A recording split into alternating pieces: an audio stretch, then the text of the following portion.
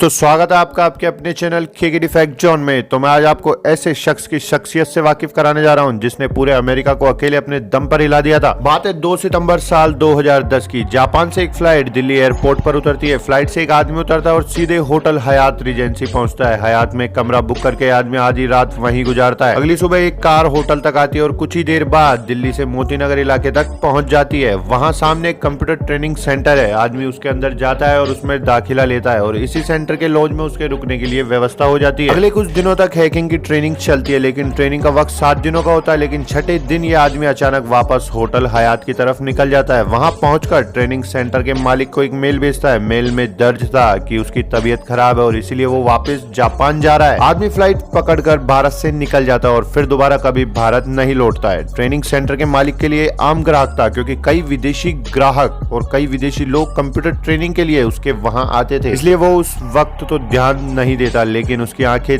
तब खुल जाती है जब कुछ साल बाद जब अमेरिका की खबर आती है। वहां एक बहुत बड़ा कांड हो गया था। कुछ दिन बाद टीवी स्क्रीन पर एक चेहरा फ्लैश करता है जिसके नीचे नाम लिखा होता है एडवर्ड स्नोडन। स्नोडन का जन्म 21 जून साल 1983 में हुआ था। आज हम जानेंगे स्नोडन का भारत से कनेक्शन क्या था, क्यों वो इंडिया के अंदर कंप्यूटर ट्रेनिंग लेने आया था और सिर्फ इंडिया ही क्यों। स्नोडन के करियर की शुरुआत हुई साल 2003 में। उस साल मार्च में अमेरिका ने इराक पर हमला किया था। फौज में नौकरियां निकली तो 20 साल के स्नोडन ने आर्मी ज्वाइन कर ली, लेकिन ट्रेनिंग के दौरान पैर में चोट लगने के कारण उन्हें बाहर होना पड़ा। इसके बाद साल 2005 में स्नोडन को एक सिक्योरिटी गार्ड की नौकरी मिली। इत्तेफाक देखिए, Maryland centre of advanced study of languages, जहां स्नोडन गार्ड की नौकरी कर रहे थे, उसी नेशनल सिक्योरिटी एजेंसी यानी एनएसए की मदद से चला रहा था। स्नोडन कंप्यूटर गीक हुआ करते थे, यानी वह कंप्यूटर बचपन से ही बहुत पसंद करते थे। हुआ यूं कि 2001 में वर्ल्ड ट्रेड सेंटर पर हुए आतंकी हमले के बाद एनएसए अपना टेक्नोलॉजी डिपार्टमेंट मजबूत करने की कोशिश में था और इसके लिए जरूरी यह था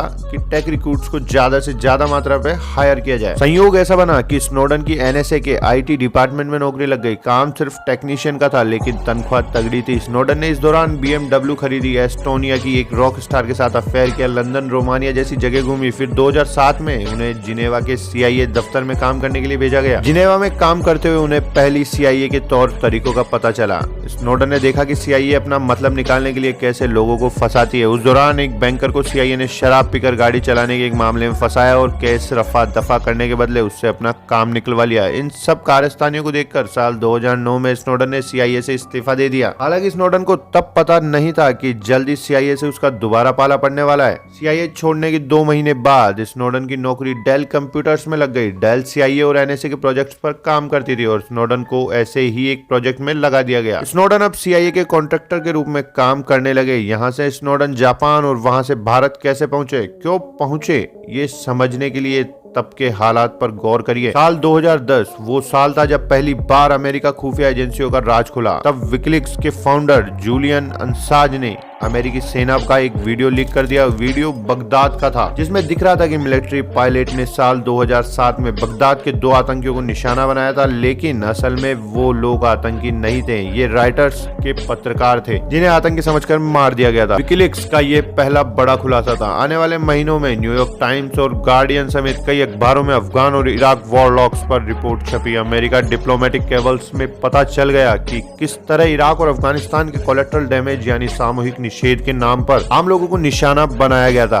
इन वॉरलॉक्स ऑफ डिप्लोमेटिक केबल्स को लीक करने वाली शख्स का नाम था चेल्सी मैनिंग, जो जूलियन असांज तक ये सीक्रेट जानकारी पहुंचा रही थी। जब अमेरिका में ये सब चल रहा था तब एडवर्ड स्नोडन जापान में थे। यहाँ उन्हें एक एंटी साइबर स्पाई सॉफ्टवेयर पर काम करने के लिए भेजा गया और स्नोडन को पता था कि CIA के तहखाने में इससे भी बड़े बड़े राज छुपे हैं। यहीं पर शायद स्नोडन ने फैसला कर लिया था कि वो इन सब जानकारियों को पब्लिक के सामने लाएंगे। उसी साल सितंबर महीने में स्नोडन ने भारत का दौरा किया। स्नोडन नई दिल्ली के अमेरिकन एम्बेसी के एक टेक्निकल एक्सपर्ट के तौर पर काम करने आए थे। संभवतः यह काम भी सर्विलियंस से जुड़ा था, क्योंकि सालों बाद स्नोडन ने लीक किए गए दस्तावेजों में एक सर्विलियंस प्रोग्राम का पता चला। स्टेट रूम नाम का ये प्रोग्राम विदेशों में अमेरिकन एम्बेसी के लगे उपकरणों से उन देशों की खुफिया जानकारी इकट्ठा करता था। इन्हीं डॉक्यूमेंट से ये बात सामने आई कि NSA ने अमेरिका में भारतीय एम्बेसी की भी जासूसी की थी। हालांकि इन सब दावों के आगे संभवतः लगाना जरूरी है, क्योंकि कोई इन बातों को वेरीफाई करने से तो रहा। भारत में रहते हुए स्नोडन ने दिल्ली स्थित कॉनिंग सॉल्यूशन नाम के एक ट्रेनिंग सेंटर में हैकिंग की ट्रेनिंग ली। इसी दौरान उन्होंने कंप्यूटर सिस्टम को ब्रेक करने और सॉफ्टवेयर में कमियों को फायदा उठाना सीखा। ट्रेनिंग सेंटर में उन्होंने बताया कि वो सिर्फ ट्रेनिंग प्रोग्राम को परखना चाहते हैं। 6 दिनों के एथिकल हैकिंग कोर्स के दौरान स्नोडन ने मेलवेयर, वायरस आदि को रिवर्स इंजीनियरिंग करना सीखा। स्नोडन ने जूस और फ्रॉग्स जैसे कोड सीखने की मंशा जताई। ये बात कुछ अजीब थी क्योंकि जिन प्रोग्राम्स को वो सीखना चाहता था उन्हें अधिकतर ऑनलाइन क्राइम और लोगों की इंफॉर्मेशन चुराने के लिए किया जाता था। 2011 में स्नोडन जापान से अमेरिका पहुंचे। अब तक उन्होंने टॉप सीक्रेट इंफॉर्मेशन चुराने का पूरा मन बना लिया था। इसके लिए टॉप सीक्रेट क्लियरेंस की जरूरत थी। क्लियरेंस मिलते वक्त आपको अपने विदेशी दौरों, किन लोगों से मुलाकात की, ये सब बताना पड़ता था। लेकिन स्नोडन ने अपनी दिल्ली ट्रिप की जानकारी डिस्क्लोज नहीं की, न ही ट्रेनिंग कोर्स के बारे में बताया। अप्रैल 2012 में डेल के लिए काम करते हुए स्नोडन ने पहली बार एनएसए की सीक्रेट फाइल्स डाउनलोड करना शुरू किया और इसके साथ उन्होंने फाइल्स को पब्लिक लाने के लिए तैयारी शुरू कर दी। इसके लिए बहुत सावधानी बरतनी पड़ती थी, वरना संभव था कि वक्त से पहले ही एनएसए को इसकी खबर लग जाती। 6 जून 2013 को दुनिया के सामने पहली बार इस स्टोरी का खुलासा होता है। पहली खबर से पता चला कि अमेरिकन फोन कंपनी ने लोगों की कॉल डिटेल्स एनएसए को दे दी थी। जैसे ये खबरें खुली अमेरिका में हंगामा हो गया था। अब तक किसी को पता नहीं था कि यह जानकारी किसने लीक की। 8 जून के रोज एनएसए को अंदाजा हुआ कि यह काम स्नोडन का है। अगले ही दिन टीवी पर आकर स्नोडन ने अपनी पहचान दुनिया के सामने रख दी। इसके बाद धीरे धीरे एक एक कर खुलासे होते गए। पता चला कि एनएसए दुनिया के किसी भी फोन को हैक करके उसके माइक्रोफोन और कैमरे के जरिए जासूसी कर सकती थी। आगे जाकर पता चला कि एनएसए जर्मनी और फ्रांस के राष्ट्राध्यक्षों की भी जासूसी कर रही थी। केबल्स लीक होते ही अमेरिकी सरकार ने स्नोडन को गद्दार घोषित कर दिया गया। कई लोगों के लिए वो हीरो था तो कईयों के लिए रूस के एजेंट के तौर पर। हांगकांग में कुछ दिन रहने के बाद स्नोडन ने कई देशों से अब उसे रहने की अनुमति की गुजारिश की। इनमें भारत भी था, लेकिन रूस को छोड़कर उसे किसी ने पनाह नहीं दी। तो दोस्तों ये थी